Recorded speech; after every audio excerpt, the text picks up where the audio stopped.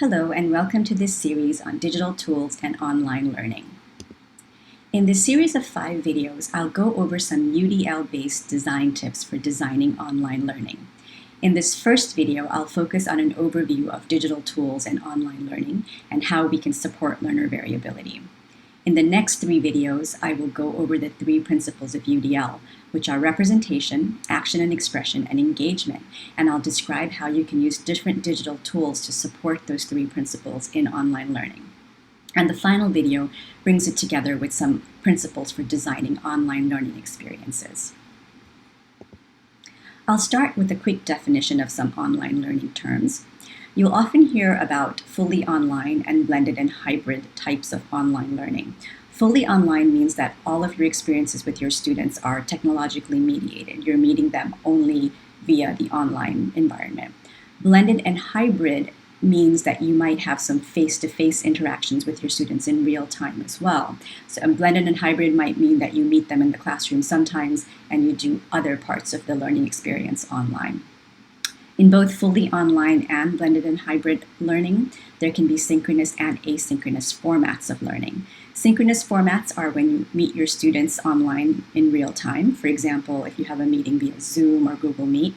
And asynchronous is when your students are working independently. This table depicts common barriers and challenges that you might find in the classroom. This is not meant to be a comprehensive list of all the barriers and challenges that there are, but it just lists some typical ones that you might find often in the classroom. Some academic barriers that students might face are reading and writing challenges. That can affect how they're learning in different subject areas as well. Students might face challenges that relate to executive function, for example, understanding what they're supposed to do, knowing how and when to ask for help, and planning and organize what they're doing.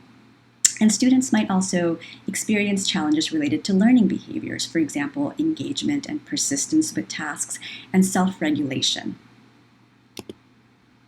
Think about what the most common barriers are that you encounter in your classroom as a teacher.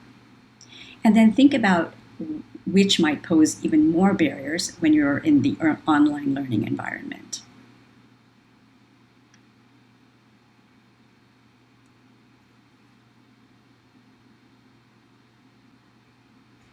In this series of videos, I'll be talking about UDL and online learning, specifically how you can use digital tools as you're designing online instruction.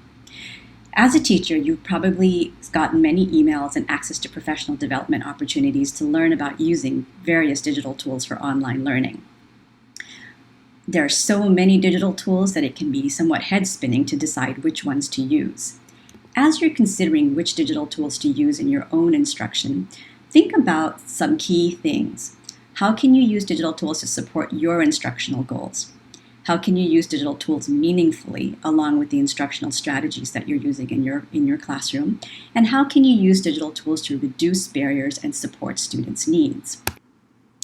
Less can be more. You don't have to feel compelled to use every digital tool you hear about, but select the tools that really support what you're teaching and support your students and integrate them with your instructional strategies to create great online learning experiences. In the next few videos, I'll be talking about digital tools that you can use to support specific areas of representation, action and expression, and engagement.